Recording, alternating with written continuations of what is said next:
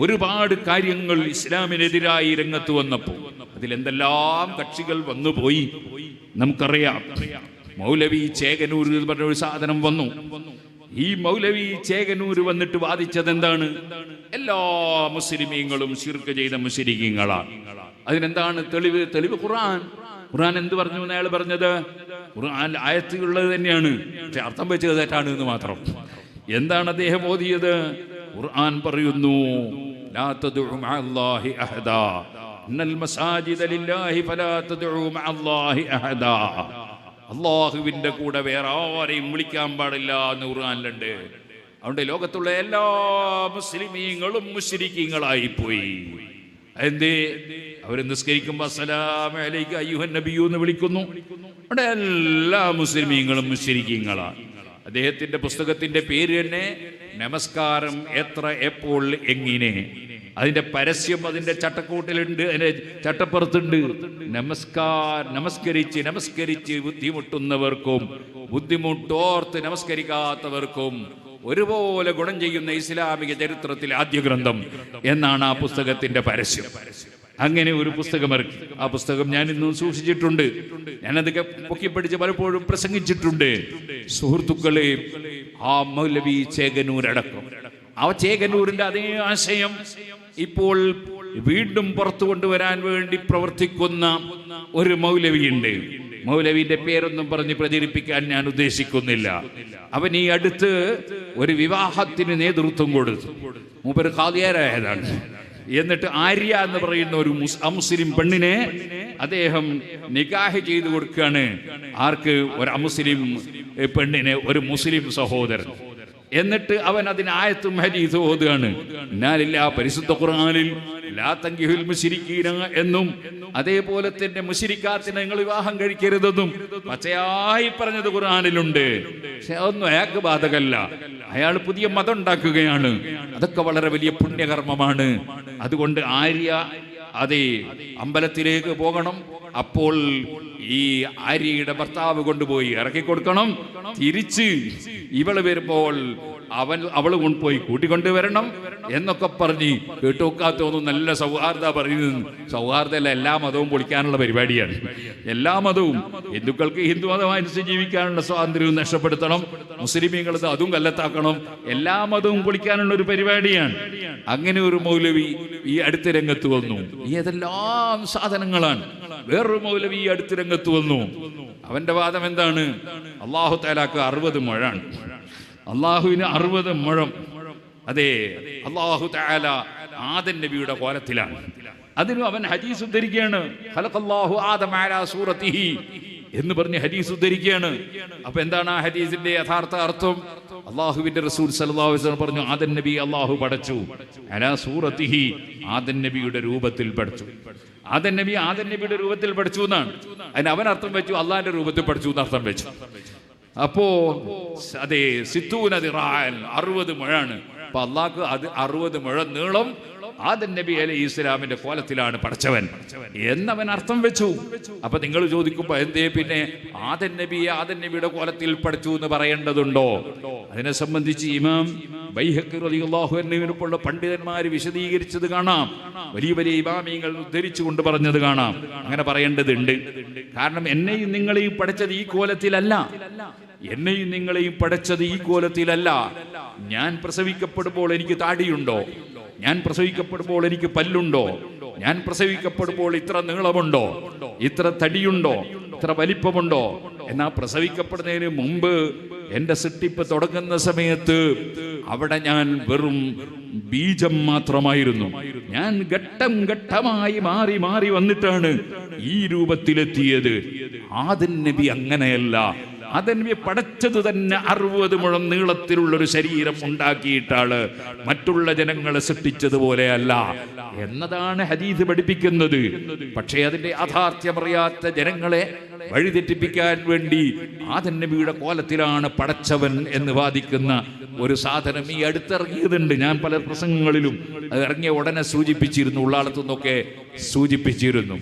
സുബ്ഹാനല്ലാഹ്, അങ്ങനെ എന്തെല്ലാം പുത്തൻവാദികൾ ഇവിടെ വന്നുകൊണ്ടിരിക്കുന്നുണ്ടോ?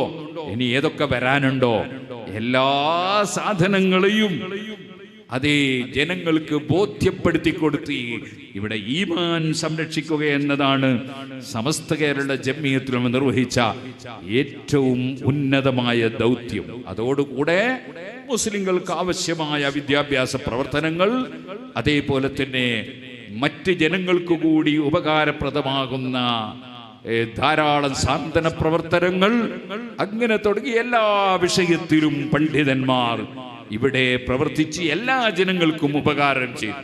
ഒരിക്കലും വേറൊരു മതത്തിലെ ജനങ്ങളെയോ അവരുടെ ദൈവങ്ങളെയോ ആക്ഷേപിച്ച് അവരെ ചീത്ത വിളിച്ച് വർഗീയത ഉണ്ടാക്കാൻ സമസ്ത കേരള ജംഇയ്യത്തുൽ ഉലമയുടെ പണ്ഡിതന്മാർ ഒരിക്കലും നേതൃത്വം നൽകിയിട്ടില്ല. ഒരിക്കലും ഒരു തീവ്രവാദമോ ഭീകരവാദമോ സമസ്ത കേരള ജംഇയ്യത്തുൽ ഉലമയുടെ പേരിൽ ആർക്കെങ്കിലും പറയാനുള്ള വകുപ്പുണ്ടായിട്ടില്ല. അതുകൊണ്ട് തന്നെ ജമാഅത്ത് ഇസ്ലാമിയുടെ ആളുകളെ അതേ അടിയന്തരാവസ്ഥ കാലത്ത് പിടിച്ച് ജയിലിലിടുമ്പോൾ സമസ്ത കേരള ജംഇയ്യത്തുൽ ഉലമക്ക് പ്രവർത്തനത്തിന് യാതൊരു പ്രയാസവും അന്നും ഇന്നും ഒരിക്കലും ഉണ്ടായിട്ടില്ല. കാരണം ഒരിക്കലും ഒരു തീവ്രവാദ ആശയങ്ങളോ അല്ലെങ്കിൽ രാഷ്ട്രവിരുദ്ധ നയങ്ങളോ സമസ്ത കേരള ജംഇയ്യത്തുൽ ഉലമയിൽ നിന്നുണ്ടായിട്ടില്ല. ഈ മഹത്തായ സംഘടന 100 വർഷം ഇവിടെ പ്രവർത്തിച്ചതിന്റെ ഫലം ഞാൻ വിശദീകരിക്കേണ്ടതില്ല. ഇവിടെ ഇപ്പോൾ തൊഴിലെടുത്തുകൊണ്ടിരിക്കുന്ന ബീഹാറിൽ നിന്നും അസാമിൽ നിന്നും അതുപോലെ ബംഗാളിൽ നിന്നുമൊക്കെ വന്ന് തൊഴിലെടുക്കുന്ന തൊഴിലാളികളെ കണ്ടാൽ സമസ്തയുടെ മഹത്വം മനസ്സിലാക്കാൻ കഴിയും. അതെങ്ങനെ? അവരിൽ പലരുടെയും പേര് നജാത്തുള്ള, സദഖത്തുള്ള, നല്ല പേരാണ്. പക്ഷേ ഫാത്തിഹ അറിയില്ല, അവർക്ക് ഖുർആൻ അറിയില്ല, അവർക്ക് ഒളു എടുക്കാൻ അറിയില്ല. ഈ ഒരു സാഹചര്യത്തിൽ അവിടെയുള്ള മുസ്ലിമീങ്ങൾ എന്തുകൊണ്ടായിപ്പോയി എന്ന് ചോദിച്ചാൽ അവിടെ പണ്ഡിതന്മാരില്ലാത്തത് കൊണ്ടാണോ? അല്ല. ആ പണ്ഡിതന്മാർ സംഘടിതമായി നിന്ന് ജനങ്ങളെ സംഘടിപ്പിച്ച്, പൊതുജനങ്ങളെയും വിദ്യാർത്ഥികളെയും യുവാക്കളെയും ഒക്കെ സംഘടിപ്പിച്ച് അങ്ങനെ നല്ല പ്രവർത്തനങ്ങളിലൂടെ ജനങ്ങൾക്ക് ശരിയായ വിവരം നൽകാനുള്ള ശ്രമങ്ങൾ കേരളത്തിൽ നടന്നതുപോലെ നടന്നില്ല. അതുകൊണ്ട് തന്നെ അവർ ആ രൂപത്തിൽ അനാഥരായി പോയി. ഇപ്പോൾ സമസ്ത കേരള ജംഇയ്യത്തുൽ ഉലമയുടെ ഈ സെന്റിനറി പ്രവർത്തനങ്ങളോടനുബന്ധിച്ച് ഇൻഷാ അല്ലാഹ് മറ്റ് പല സ്റ്റേറ്റുകളിലും നമ്മുടെ പണ്ഡിത സഭയുടെ ഓരോ യൂണിറ്റുകൾ ഉണ്ടാക്കി പ്രവർത്തനം ഊർജിതപ്പെടുത്താനുള്ള തീരുമാനം ഞങ്ങൾ കൈക്കൊണ്ടിട്ടുണ്ട്. അതേപോലെ ഒരുപാട് പ്രവർത്തനങ്ങൾക്ക് രൂപം കൊടുത്തിട്ടുണ്ട്, രൂപം കൊടുക്കുന്നുണ്ട്. നിങ്ങളുടെ എല്ലാവരുടെയും എല്ലാ സഹകരണവും ഉണ്ടാകണം എന്ന് അഭ്യർത്ഥിച്ചുകൊണ്ട് ഒരു കാര്യം കൂടി സൂചിപ്പിച്ച് ഇപ്പോൾ ഞാൻ എൻ്റെ പ്രസംഗം നിർത്തുകയാണ്. സമസ്ത കേരള ജംഇയ്യത്തുൽ ഉലമയുടെ 101ാം ജന്മദിനം, സ്ഥാപക ദിനം ആണ് ജൂൺ 26 എന്ന് ഞാൻ പറഞ്ഞല്ലോ. വരുന്ന ജൂൺ 26. ഈ 26-ാം തീയതി അന്ന് മിക്കവാറും താസുഅ ആശുറ ആകാൻ സാധ്യതയുണ്ട്. ഓ സുഹൃത്തുക്കളെ, അതിന്റെ തലേ ദിവസം 25 അന്ന് ചിലപ്പോൾ താസുഅ ആകാനുമുള്ള സാധ്യതയുണ്ട്.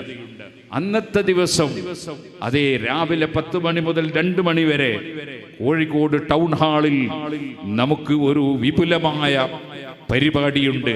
പണ്ഡിതന്മാരാൽ നിറയുന്ന ഒരു പരിപാടി. പ്രവർത്തകർക്കും അത് കാണാൻ വരാം.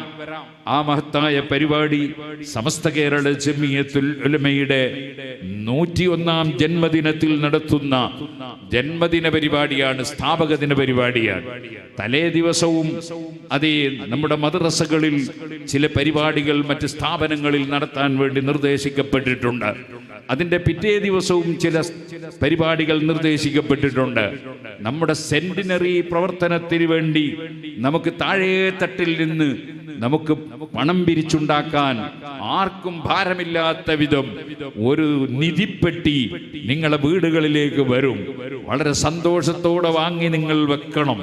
നിങ്ങളൊരു ദിവസം ഒരു 10 റുപ്യയെങ്കിലും അതിലിട്ട് വെക്കണം. ആ നിധിപ്പെട്ടി കൊല്ലങ്ങളോളം ഒന്നും നിങ്ങളെ വീട്ടിലുണ്ടാവില്ല.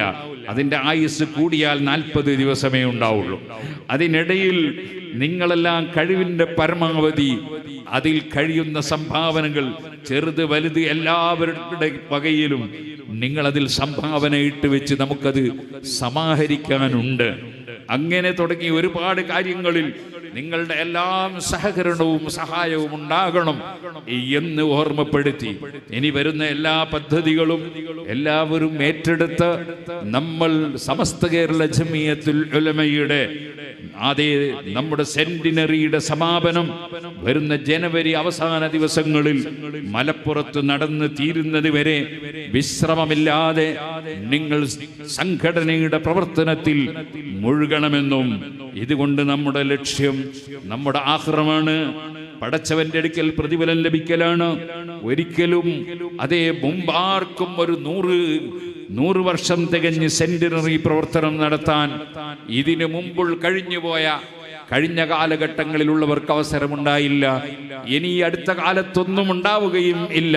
ഇനി 200-ാം വാർഷികല്ലേ 100 തികഞ്ഞത് വരുള്ളൂ.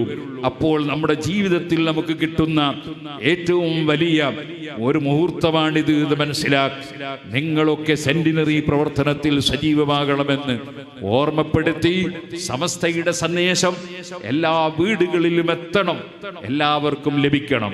മഹാനായ ശൈഖുന കാന്തപുരം ഉസ്താദിന്റെ നേതൃത്വത്തിൽ പ്രത്യേകം വിളിച്ചു വരുത്തി കുറെ ഉസ്താദുമാർക്ക് ഇജാസത്ത് കൊടുത്ത് എല്ലാ നാട്ടിലും ഒരു നാട്ടുദർസ് ഈ കാലയളവിനുള്ളിൽ നടത്താനുണ്ട്. ആ നാട്ടുദർസിൽ എല്ലാവരും പങ്കെടുക്കണം.